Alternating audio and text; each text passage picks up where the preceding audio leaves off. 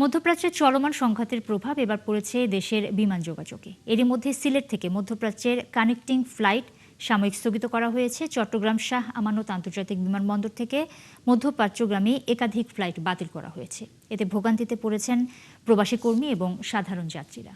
কর্তৃপক্ষ জানিয়েছে, পরিস্থিতি শান্ত না হওয়া পর্যন্ত ফ্লাইট স্বাভাবিক হবে না। সহকর্মীদের তথ্য ও ছবিতে প্রতিবেদন। সিলেটের ওসমানী আন্তর্জাতিক বিমানবন্দর থেকে দুভাবে মধ্যপ্রাচ্যে যাওয়া আসা করে প্রবাসীরা। একটি ঢাকা কানেক্টিং, অন্যটি সরাসরি।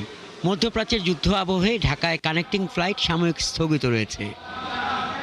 সিলেট ওসমানী বিমানবন্দর থেকে রোববার ঢাকা হয়ে কাতার ও সৌদি আরব যাবার সব ফ্লাইট সাময়িক স্থগিত ঘোষণা হয়েছে। সোমবার সরাসরি মধ্যপ্রাচ্য থেকে আসা ও যাওয়ার ফ্লাইট বিষয়ে পরে মোবাইলে জানানো হবে বলে জানায় কর্তৃপক্ষ। ভিসার মেয়াদ অলরেডি শেষ, তখন আমি কি করব?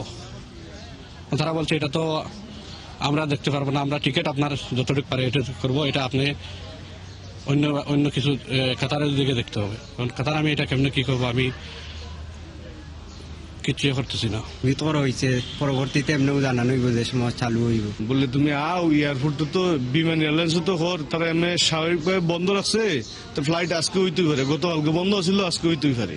চট্টগ্রামের শাহ আমানত আন্তর্জাতিক বিমানবন্দর থেকে প্রতিদিন সৌদি আরব, সংযুক্ত আরব আমিরাত, কাতার ও ওমান সহ মধ্যপ্রাচ্যের বিভিন্ন দেশে একাধিক ফ্লাইট পরিচালিত হয়। মধ্যপ্রাচ্যে সামরিক উত্তেজনা বাড়ার পর নিরাপত্তাজনিত কারণে চট্টগ্রাম থেকে মধ্যপ্রাচ্যের বিভিন্ন দেশে গমনকারী ফ্লাইট সাময়িকভাবে স্থগিত করে এয়ারলাইন্সগুলো। আসলে ওইটা নিয়ে আমাদের পুরো পরিবারই টেনশনে। আমার ভাইয়া সৌদি রিয়াদে থাকে, তাদের রিয়াদের পরিস্থিতি তো মোটামুটি সরকার থেকেই বলেছে, বাংলাদেশ সরকার থেকে, তাদের যাতে তারা সেফলি থাকে। আমার ভাই আছে, আমার ভাগিনা আছে মিডল ইস্টের মধ্যে।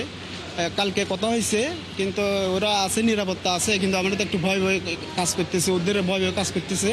বাংলাদেশ এয়ারলাইন্স বলছে যে আপনাদেরকে জেদ্দার ফ্লাইট বন্ধ হয়নি, আমরা যাইতে পারবেন, অপেক্ষা করেন, 1টা বাজে আপনাদেরকে ভিতরে ঢুকানো হবে। বিমানবন্দরে দেখা যায় অনেক যাত্রী আগেভাগে এসে ঘন্টার পর ঘন্টা অপেক্ষা করে ফ্লাইট না পেয়ে ফিরে যাচ্ছেন। বিশেষ করে প্রবাসী শ্রমিকদের মধ্যে উৎকণ্ঠা বেশি। ঢাকা ওয়েটিং করতে হবে 4 ঘন্টা মতো, এরপরে জিদ্দা যাব ঢাকা থেকে। যদি চিটাং থেকে যদি ঢাকা ফ্লাইট হয়, ঢাকা থেকে যদি ফ্লাইট না হয়, তাহলে তো অনেক ভোগান্তি। বিমানবন্দর কর্তৃপক্ষ জানিয়েছে, মধ্যপ্রাচ্যের বর্তমান পরিস্থিতির কারণে সংশ্লিষ্ট দেশগুলোর আকাশসীমায় চলাচলে বিধিনিষেধ এসেছে। সংশ্লিষ্ট এয়ারলাইন্সগুলোকে বিভ্রান্তি এড়াতে যাত্রীদেরকে সম্ভাব্য ফ্লাইট শিডিউল সংক্রান্ত তথ্য যথাসময়ে জানাতে নির্দেশনা প্রদান করা হয়। এছাড়াও যে সকল যাত্রী ইতোমধ্যে বিমানবন্দরে চলে এসেছিলেন, তাদেরকে বারংবার মাইকিংয়ের মাধ্যমে পরবর্তী শিডিউল না জানানো পর্যন্ত বাড়িতে অবস্থান করতে অনুরোধ জানানো হয়। কর্তৃপক্ষ বলছে, পরিস্থিতি স্বাভাবিক হলেই ফ্লাইট চালু হবে। হাসান আহমেদ, ৭১।